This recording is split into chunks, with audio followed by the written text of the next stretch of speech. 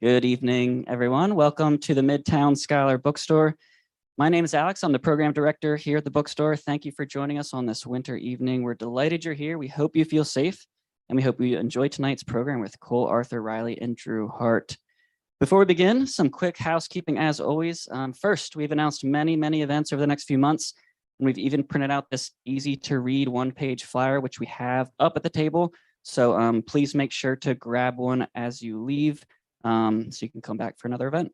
I'd like to just plug one upcoming event. It's our next event. It's in a couple weeks with Ilyan Wu, who is a New York Times bestselling author of Master, Slave, Husband, Wife, An Epic Journey from Slavery to Freedom. The event is in partnership with our local NPR affiliate, so mark your calendars and we hope to see you there. Lastly, before we get started tonight, this is the official in-person paperback book launch for Cole. So if you haven't yet purchased a copy of This Here Flesh, I encourage you to purchase a copy through the Midtown Scholar Bookstore and get it signed after the event. We also have signed copies of Drew's 2 books, which are available at the cafe. Book sales are the bedrock of sustainability for our free author events, and we appreciate your support of Cole, Drew, and the bookstore. But at this time, I'm happy to introduce our speakers for this evening's program. Our interviewer this evening is Drew Hart. Drew is a public theologian and professor of theology at Messiah University. He has 10 years of pastoral ministry experience and is the recipient of multiple awards for peacemaking. Hart attained his MDiv with an urban concentration from Mizio Seminary and his PhD in theology and ethics from Lutheran Theological Seminary at Philadelphia. He is the author of Trouble I've Seen, Changing the Way the Church Views Racism, and Who Will Be a Witness, Igniting Activism for God's Justice, Love, and Deliverance. Of course, our featured author this evening is Cole Arthur Riley.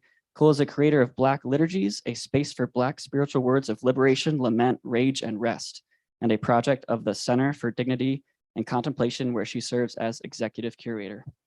Born and for the most part raised in Pittsburgh, Cole studied writing at the University of Pittsburgh. Once she took a professor's advice very seriously to begin writing a little every day and has followed it for nearly a decade. Of course, Cole's new book that we are here for this evening is titled This Here Flesh, Spirituality, Liberation, and the Stories That Make Us. I have to read just one blurb. This one's from Ashley Ford, who writes, quote, "This book is an invitation into the delicate weavings of family, inheritance, and pain, how they mark a bloodline and connect a people. Cole Arthur Riley writes with grace and gravity, and somehow she teaches us to think of ourselves as deserving of such grace along the way. This is the kind of book that makes you different when you're done," end quote. It's an honor to host Cole and celebrate the paperback release of her new book. So without further ado, please join me in welcoming to the stage Drew Hart and Cole Arthur Riley.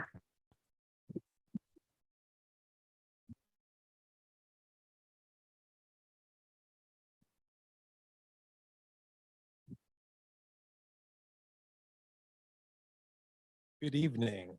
How you doing, Cole? I'm okay. How are you? Doing well. One of the things I do for Inverse Podcasts is to invite people sometimes to ground the space with a reading. And I thought that maybe we could start similarly, except with your book. Is there a particular passage from your book that might ground our conversation today? Yeah, let's do that. This is from chapter 3, which is on wonder.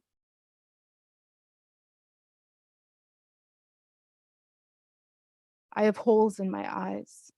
About a year ago, a doctor said it plain as that. You know about the holes? I did not. Apparently, they are not uncommon, but I have enough of them that the doctors are all concerned. I'm concerned. No one wants to think of decay in themselves. There I lay, scratchy grass and soft earth, wriggling around my little body as I looked up at the sky. Slow and chubby. There wasn't a game of tag I could keep up in. In the middle of the game, I would lurch over to the side of the yard and collapse like a dead thing as the other kids ran around me, skipping over my motionless limbs. My eyelids would come awake slowly, finding the sky as I was resurrected, and I look up and just stare. Then one day I learned to move my eyes in and out of focus. As I did so, it felt like I was witnessing a mask ripped from the cosmos. In focus, clouds and blue, perfectly beautiful and ordinary. Out of focus, hundreds of minuscule, clear, floating bubbles suspended in the space between. I thought I was seeing air. I wrestled my sister to the ground. Look there. She squirmed and squinted. Tell me you see the air. She did not, which made me think I had special powers, and maybe I did. I try not to let the knowledge of my eye holes steal this magic now, for in actuality, I was simply seeing my own eye, floaters and shadows and flashes of light. It was still beauty to me, now a solemn magic. Some wonders have a way of holding us, even in the deterioration of our present world. We must protect this. Have you ever watched a 3-year-old blow the wisps off of a dandelion for the first time? Children are made of awe. We have much to learn from them, but we seldom aim to. When we encounter the freedom of a child, we can choose to participate in their liberation, or we can grow to resent the freedom in them. The words childish and juvenile are made derogatory, and we become overly concerned with the serious. It is a feigned superiority. The tragedy is that as we distance ourselves from the delight of our youth, we become increasingly prone to disillusionment. Wonder and beauty are not precise cures for disillusionment, but they can certainly stave off the despair of it. To reclaim the awe of our child selves, to allow ourselves to be taken by the beauty of a thing, allows goodness to take up the space it's often denied in our interior worlds. That's so good. So good. Yeah. Yeah. I'm always in awe of folks that are just like gifted in crafting words and helping us enter into other worlds and other perspectives. And you just have a gift. So I'm just grateful for that. When I think about, so you offered this gift and obviously it's been received so well, but I'd be curious to hear, like, why did you feel like this book was needed at that particular moment when you were writing? I mean, I think you're writing mostly during the pandemic, right? Is that right? Yeah. Mhm. Like, what was it about this particular book? What was the inspiration behind that for you? I'm going to answer that question in this direction, but I'm wondering if someone can move my mic to this side so I can stare. Thanks. Like on this side of the. Yes.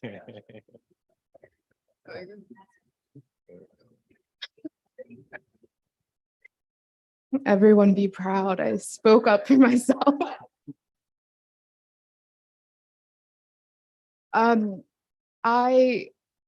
I wrote this book because I needed it. I think my family needed it. We're a very private family, and we don't have much in the way of artifacts. We don't have heirlooms. And I was in a season where I was feeling a lot of jealousy of the people in my life who had access to these stories that stretched back generations. And, my sister and I are both looking around and realizing, what do we have? Do we have anything tangible? So I had begun interviewing elders in my family, probably like a year before I started writing, I think. And just collecting stories is a personal project for us to have. And I saw so much overlap in the stories of my grandma and my father and myself. And when I went to write this book, which I didn't initially plan to incorporate those stories in, those stories were very awake in me, very alive in me. And I found myself unable to write anything but my grandma. I was unable to write anything that didn't have my father in it. And I leaned into that and leaned into the formation of that and ultimately incorporated that into the spiritual contemplation that I attempt. Yeah. Yeah. That's great.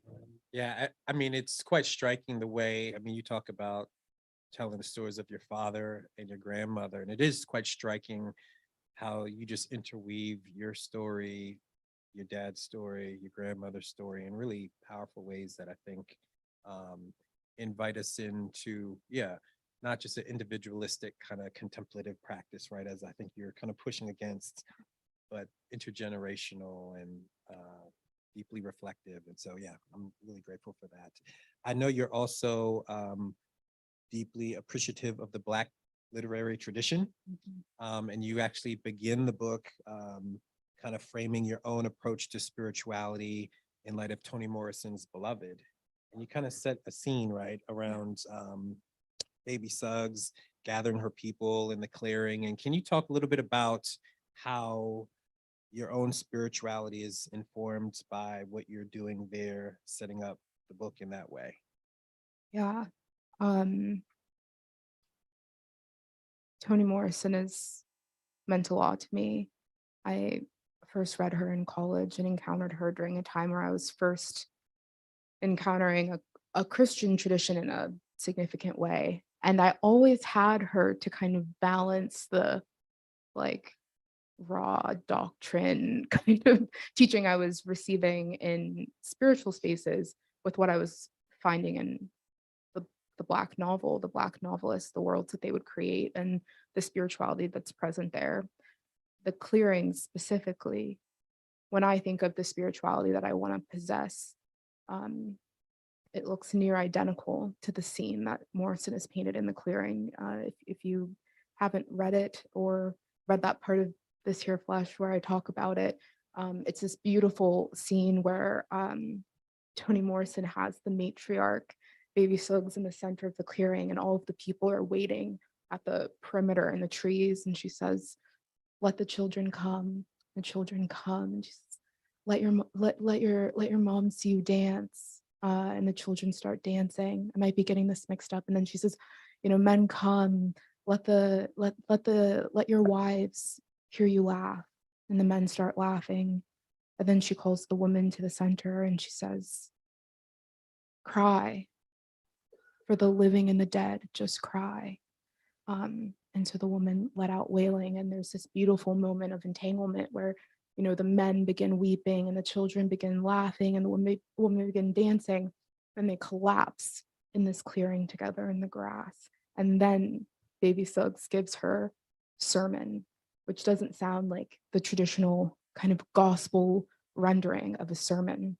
And Morrison distinguishes this. She says, she did not tell them to go and sin no more, that traditional kind of gospel message. She says, "In this here place, we flesh that weeps, laughs, flesh that dances on bare feet in grass, love it hard." She launches into this beautiful monologue about the sacredness of the body, and the body as a site of resistance, really a site of beauty, but also a site of resistance. So when I think about the spirituality I want to embody in the kind of sense of the divine I want to be in the company of, it looks like the clearing, it looks emotional, it looks embodied, it looks storied, and all of these things integrating into your connection with the divine. So I had to ground this book in there to clarify the kind of writing I was doing, which was incorporating, the Christian tradition I've been formed in, but also, honoring that I think my spirituality involves much more, than creed, doctrine. Yeah. Yeah, that's great. Yeah. And I definitely want to come back to conversing around the body and what's going on in your text. But before that, maybe just kind of, again, maybe more macro look at what you're doing in the book. I feel like there's quite an interesting organic flow to the arc of your book.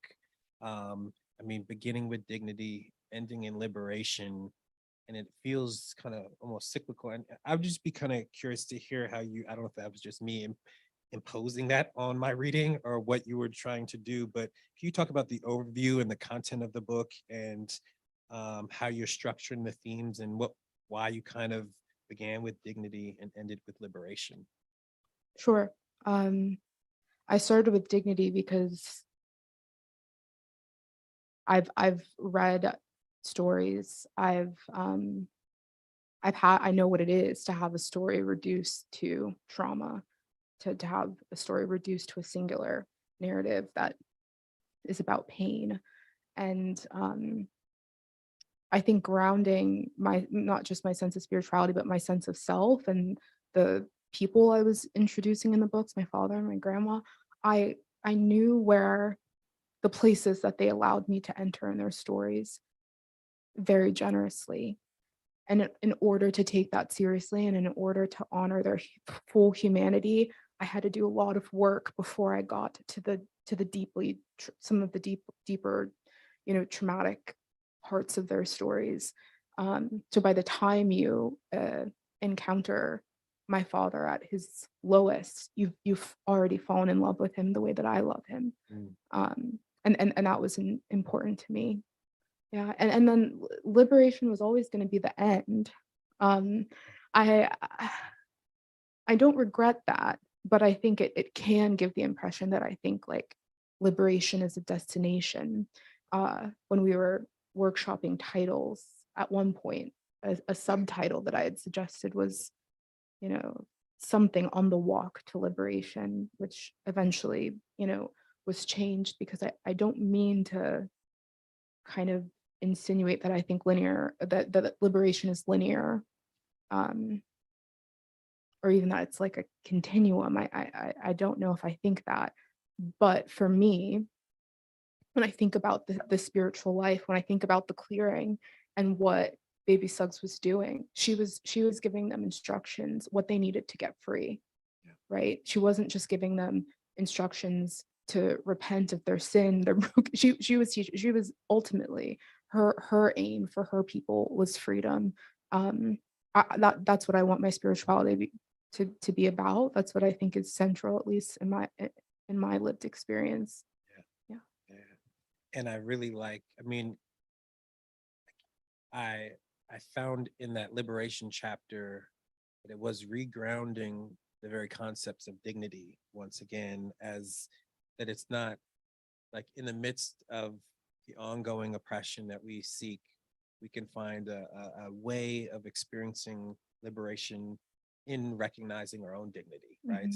And affirming that. And I thought that was a really beautiful, again, just a cyclical way that you kind of tied the book together that I think was quite profound. You also, so in the chapter on place, there are some themes around dignity that come back up again also. And there's one particular moment where so the chapter is drawing people in around the ways that, place forms us and how significant that is and how we ought to be attentive to that.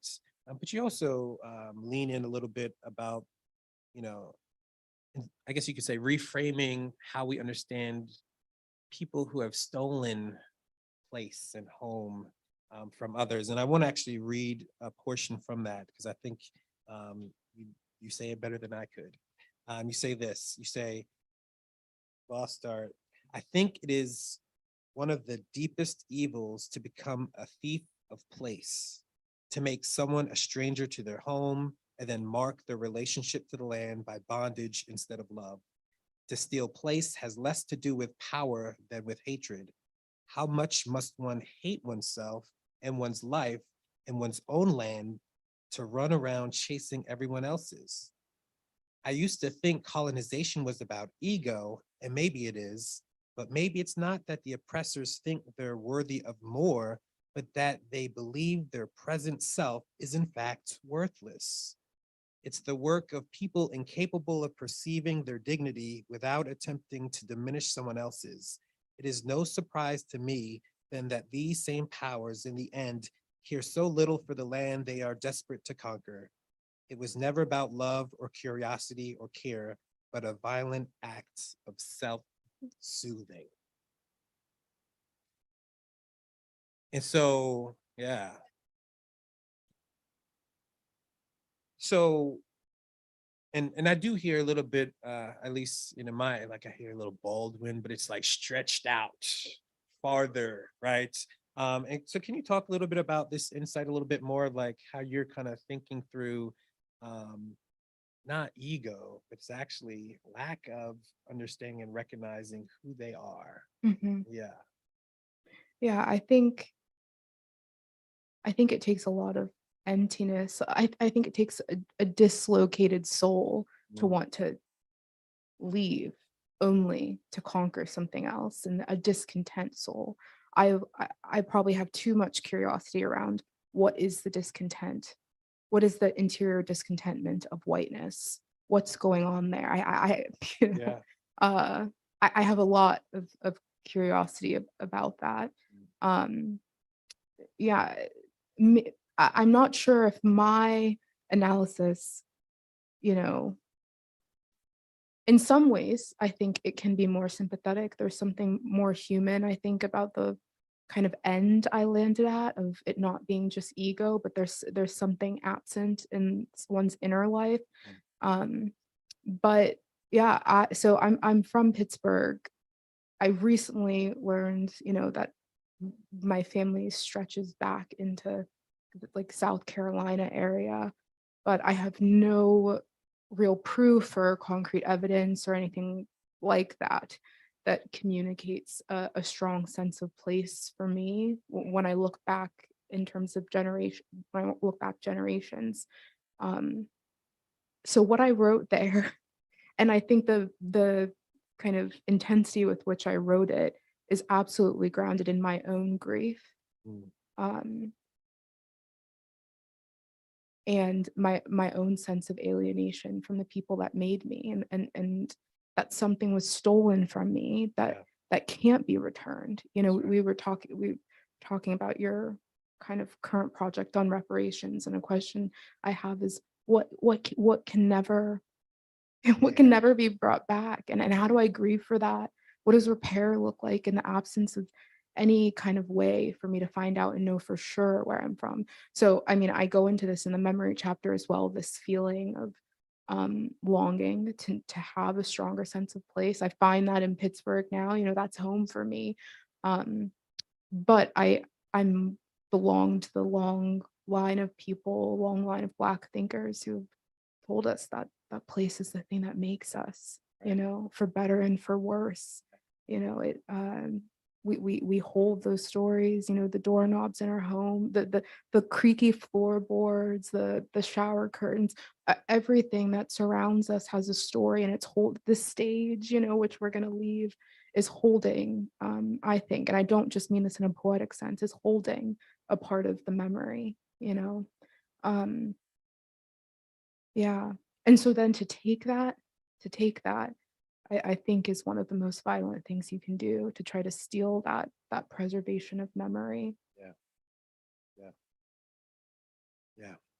So good. Yeah. So along with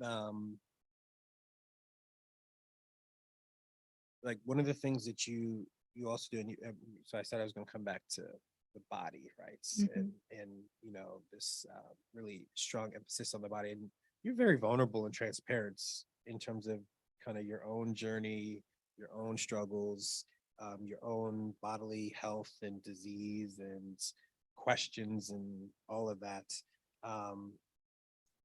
And you do so in the context where, like, I mean, as someone that also grew up in the church, like directly challenging so many diseased, disembodied spiritualities that have come out of the church, and escapist theologies that have come out of the church, that diminish the significance of the body, right?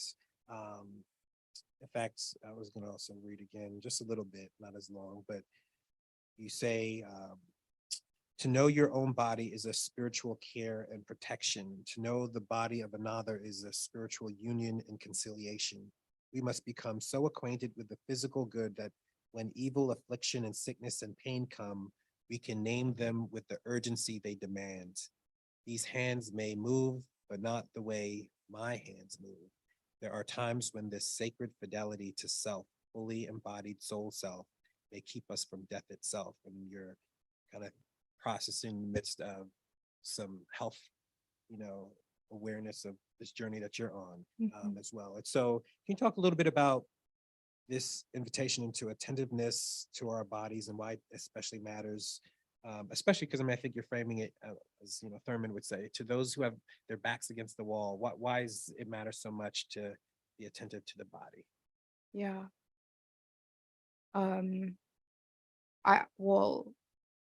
I haven't written this exactly like this in the book, but I've started to say this to myself as a bit of a mantra that, you know, if you're not in your body, someone else is, you know.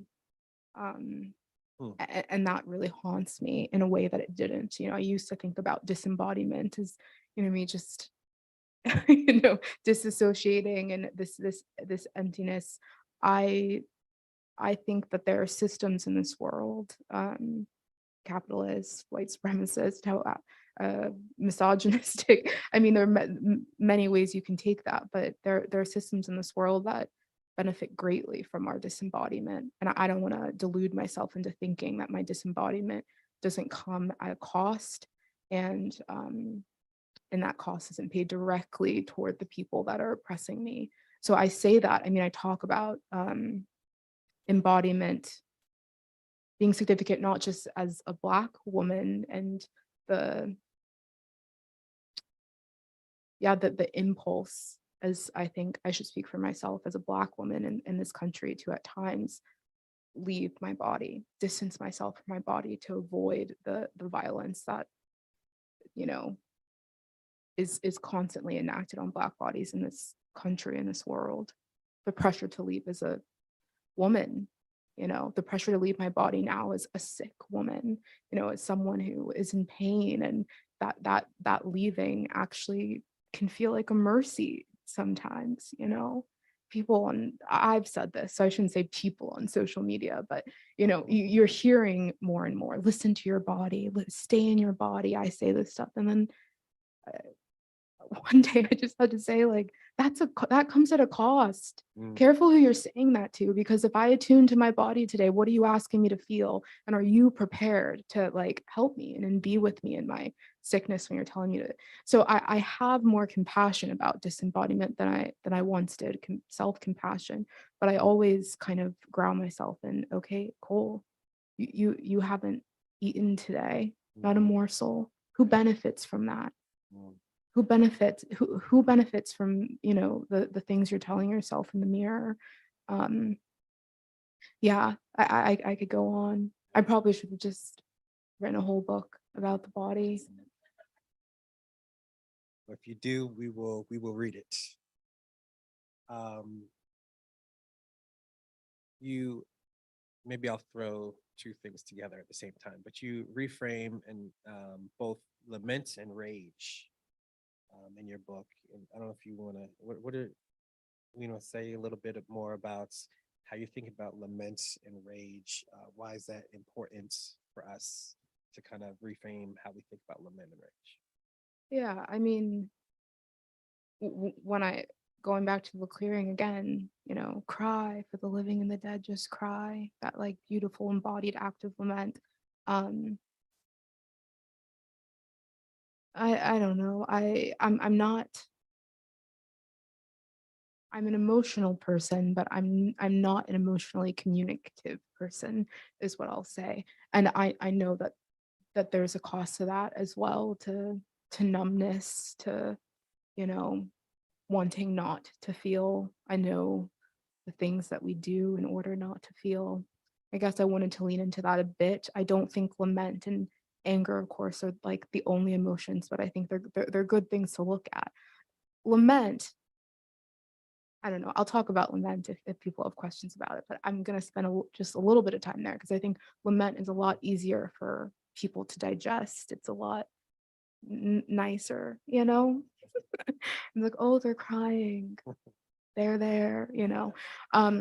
People don't tend to get too upset about that now. And I think especially in, you know, Christian spaces, it's become a kind of hot thing. That's great. I appreciate that.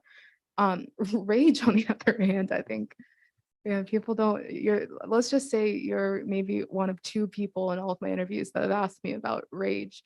What I've written about rage in the book, people don't tend to gravitate towards that. It makes people uncomfortable, but what, in thinking about the people that have formed me, Audre Lorde is definitely up there.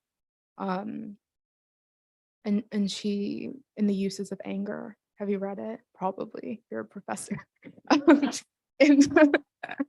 in the uses of anger, she it's, if you haven't read it, I highly recommend, but you know, she says, I can't spare you my anger to save you your guilt.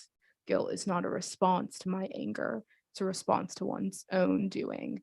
And she eventually, I'm paraphrasing, but says like, my anger is the gift of knowledge, actually. And to not shy away from that. And I you know, you have to wonder whose anger are we accustomed to, and whose anger terrifies us. You know, what do we expect the face of anger to look like, and who are we basing that assumption on? I think, you know, for many years we've seen what white anger does. I think this about white Christian spaces who who are in my DMs that I'm telling people to be angry, but like white anger, what is done in the world, what kind of emotional dislocation, emotional alienation does it take to, you know, hang people from trees, to buy them, you know, want us to be like extremely divorced from their own emotionality. And what kind of anger does it take to hold a whip? So I think we have an imagination, you know, because we have a history, we have a very rich imagination for the ways that white anger operates in the world. We assume that anger is what, you know, the same anger that we as Black women are going to possess. And Audre Lorde says, I just feel a little bit. Audre Lorde says, it's not the anger of Black women that's launching missiles and dropping bombs. That's not what my anger looks like. And so to reclaim that, and I think, you know, speaking to there are Christians in the room right now, how can your spirituality be refined by the anger of the very people, you know, who have been victimized by white anger throughout history? How can your own sense of self be refined in the presence of Black anger, as opposed to this impulse to placate or cry, or what else did they do? Walk away, run away, or like, how can it be a tool for refinement? I have to believe that I have that capacity in my anger. That's not to say that all anger is healthy anger, and you know, but I'm not going to talk about that tonight. You guys have heard that story before. I think we're running out of time, so I do want to ask one more question. Not so much around content per se, but more thinking about how you say it, right? Which is, as I already said, you're an amazing writer. Feels like every sentence is just like beautifully crafted. Thank you. I was like, when I read, I was like, Drew, I need to slow down when I write. What am I doing? What am I doing with my life, right? You know, just there's a way in which just reading itself, reading and moving through the book, it's forming people. And so I'd be curious to hear a little bit about like your own writing process. What does writing look like to you? What do you want to share about the actual act of writing and working on this text? Yeah, thank you. Yeah,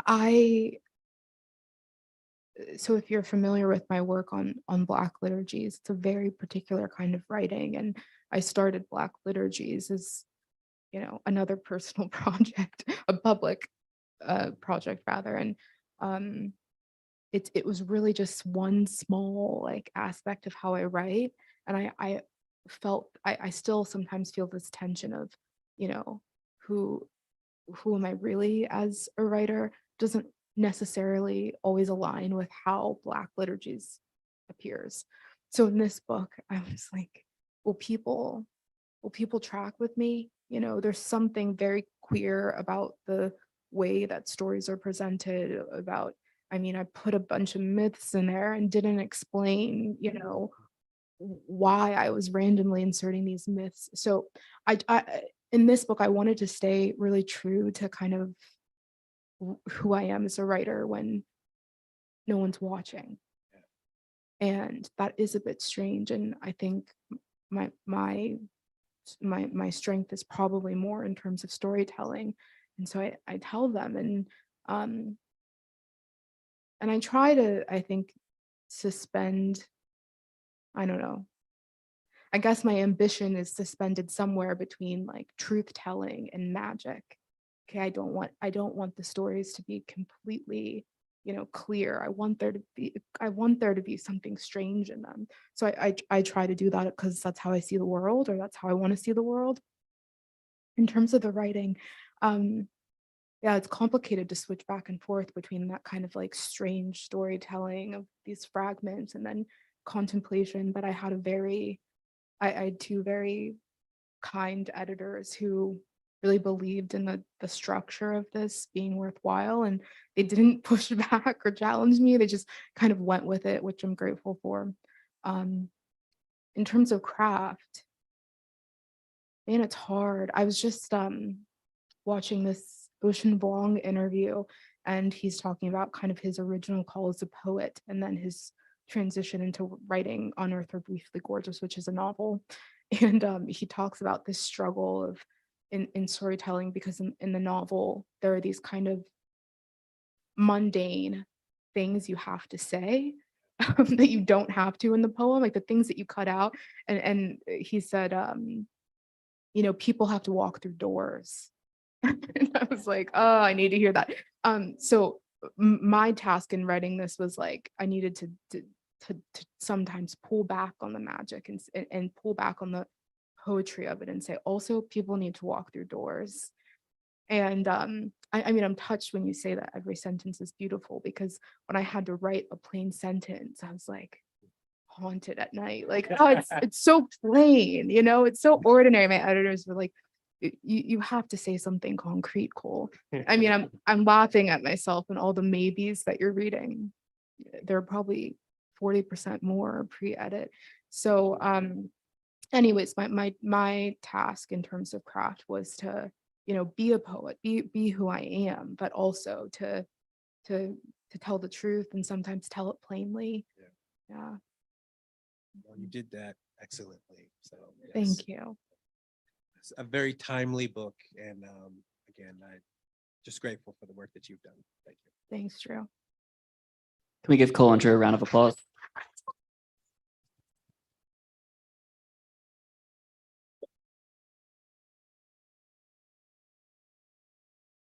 We have time for a few questions from the audience. So if you have a question, please raise your hand. I'll start generally over here and work my way over there.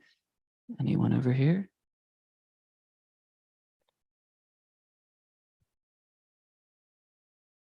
David, do you have a mic up there? I do. Well, it's for the people online too. Fantastic. Thank you so much. This is amazing. So you just mentioned a door, which resonated with me.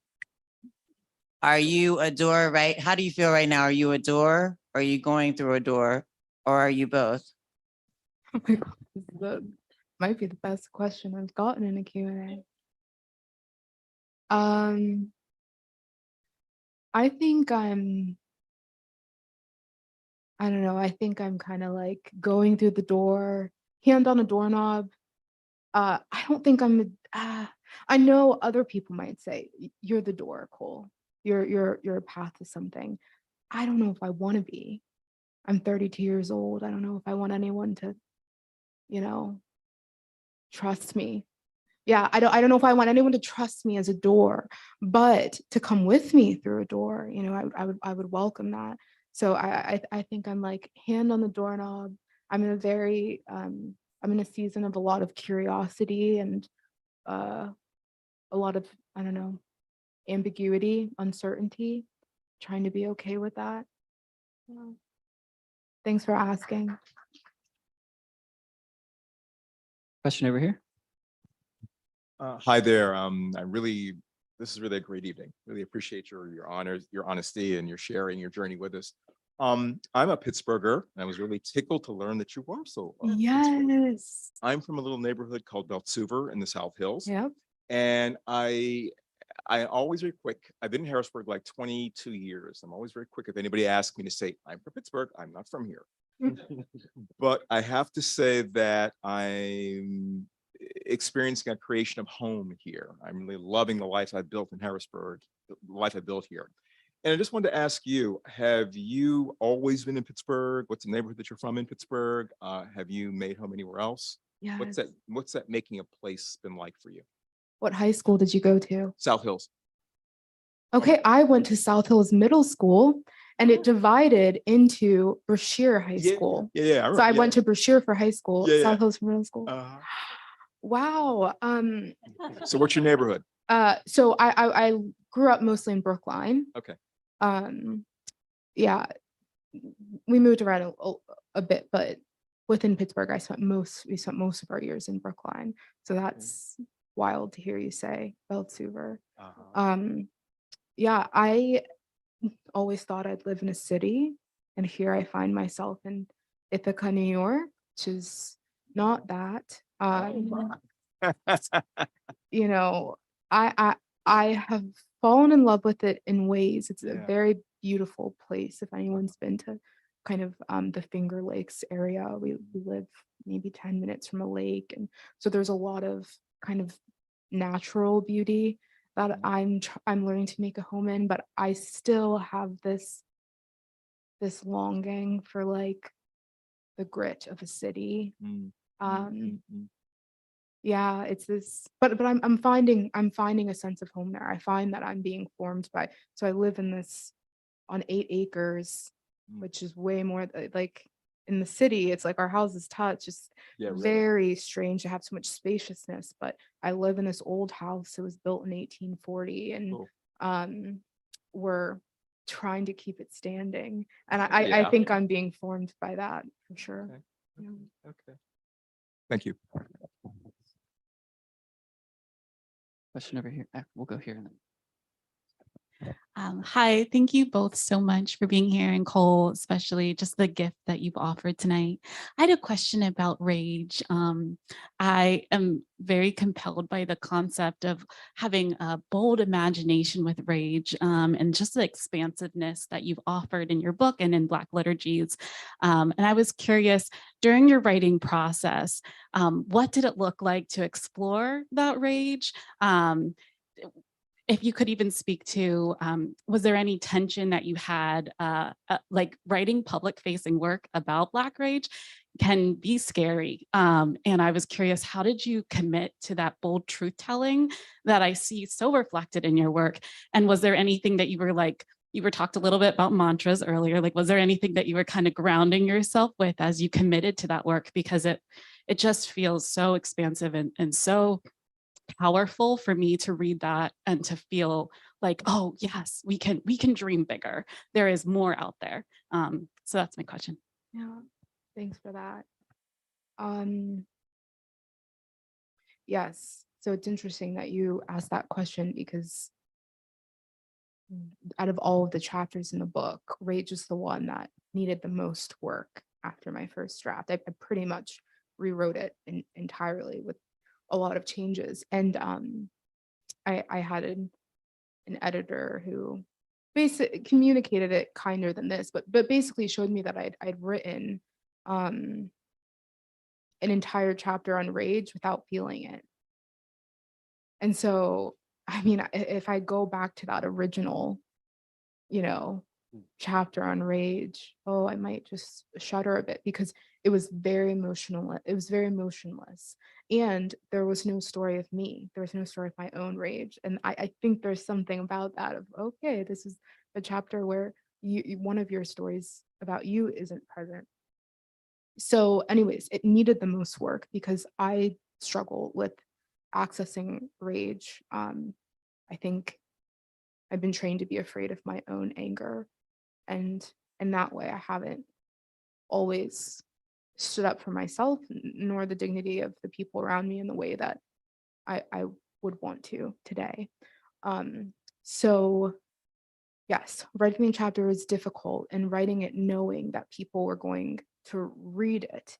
And it makes you, I'll just talk about reading the audiobook. Okay. So you write these things and you never think you're going to have to read them in front of another Yep. person. And so I'm reading my audiobook with this lovely producer in the sound booth, this white hippie man, and reading about rage. I had to stop so many times. I was like, oh, are you yelling? Like, how is he receiving this? You know, the things I'm saying about white people. So I was stressed that when the maybe 20 minutes I was reading the rage chapter.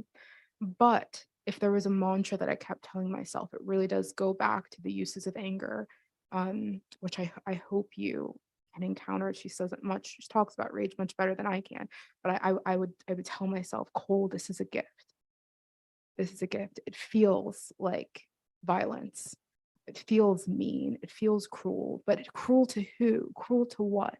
And how to keep asking myself, you know, the things I wrote, if your anger is in defense of the dignity of some person or piece of creation, I have to believe that that's sacred. And so I still check myself with my own anger and ask that question, like, what is this in defense of? You know, where is this coming from? And yeah, but it's hard. It's hard. But I wrote it. It's out there now, right? Question over here. Hey, Cole, thank you so much for your work. You're a gift. I think that I admire you public facing theologians because I think that you have to do this prophet and priest thing and still survive DMs. So God bless you. My question is, as I read through the book, there was nuggets after nuggets. One of the ones that really stayed with me was how communal memory is a gift. So the second time I went through the book, I was actually trying to challenge myself. How do I think of this communally, right? And you have this wonderful chapter on joy. And you talk about how joy brings levity and heaviness without diminishing pain. So however you want to answer that, I guess my question is, how have you seen it done?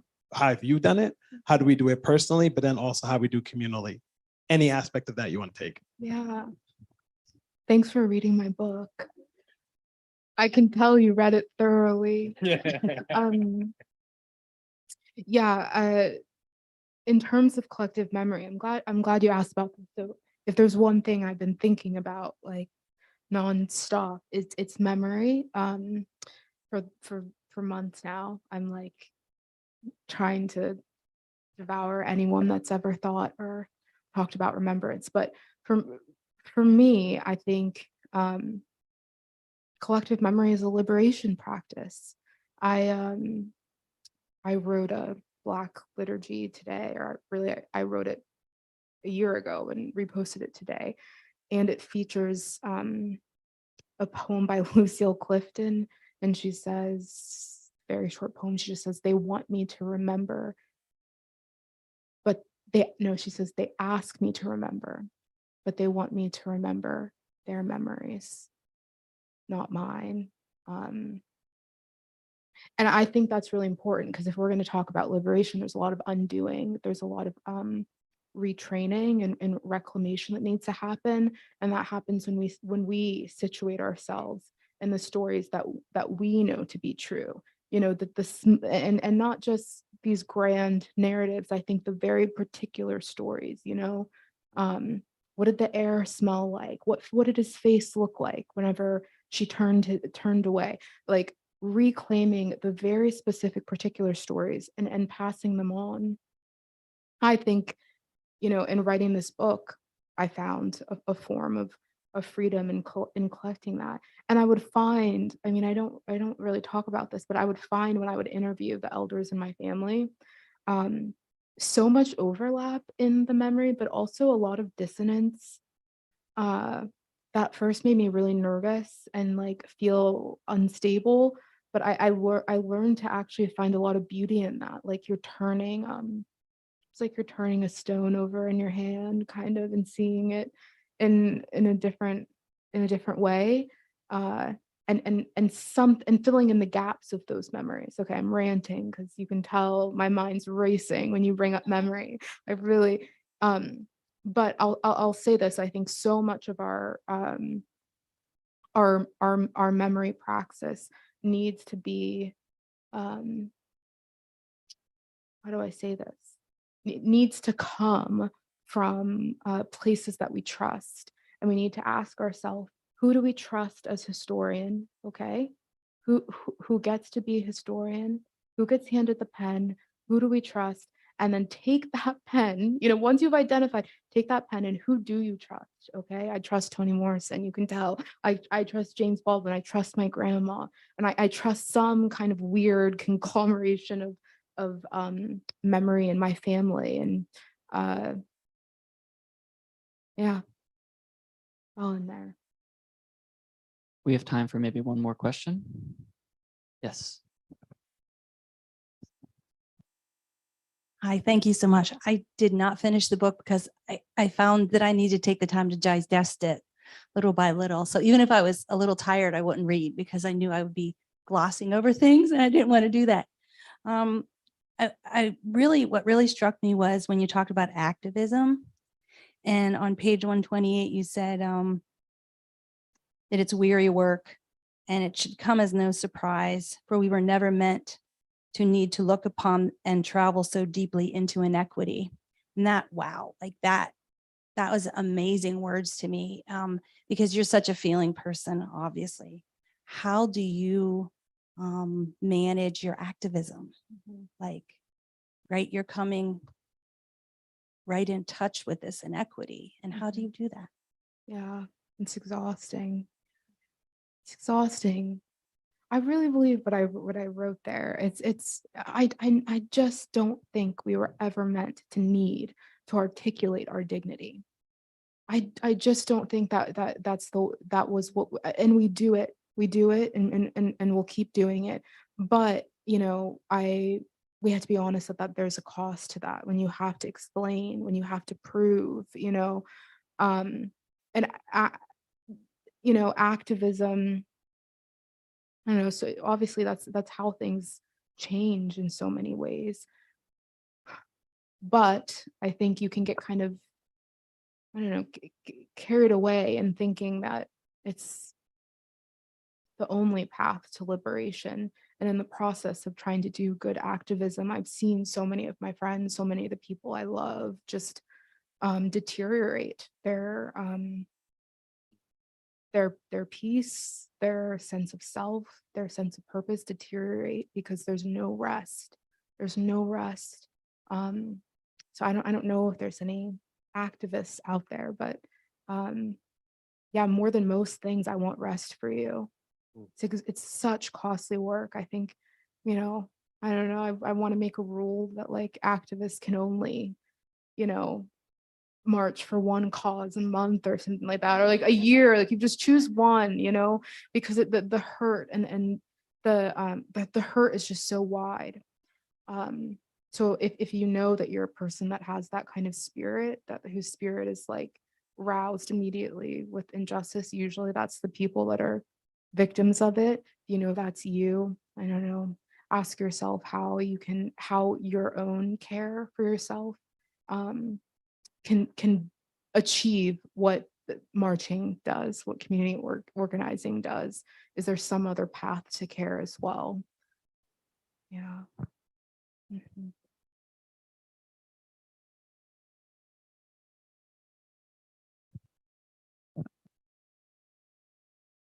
We give one last round of applause for Cole and Drew.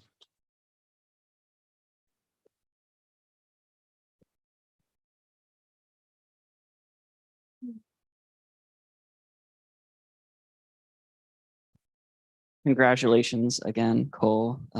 As we were walking up here, we were talking, and this is Cole's first in-person bookstore event ever.